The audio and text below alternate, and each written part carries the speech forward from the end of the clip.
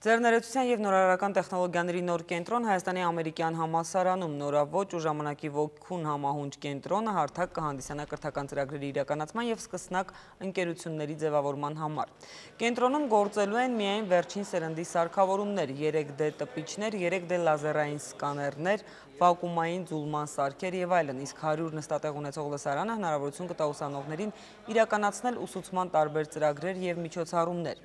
Ձեռներեցության ու նորարարության տեխնոլոգիաների կենտրոնի տնօրենի խոսքով սահմանափակ թվով խոստումնալից սկսնակ ընկերությունների գաղափարների զարգացմանն ու դրանց կայացմանը կենտրոնն ինքը նախնական ֆինանսավորում կտրամադրի։ Միջոցառմանը մարվել և շրջանառության մեջ է դրվել Հայաստանում ամերիկյան համալսարանի հիմնադրման 25-ամյակին նվիրված փոստային բացիկը։ Նորարարությունը հիմա նեղ մասնագիտությամբ չի լինում։ Նորարարությունը հիմա լինում է, երբ մեկը բիզնեսից, մեկը IT մեջ, մեկը ճարտարապետ, պետք է միասին կան եւ աշխատեն։ Մարդիկ կարող են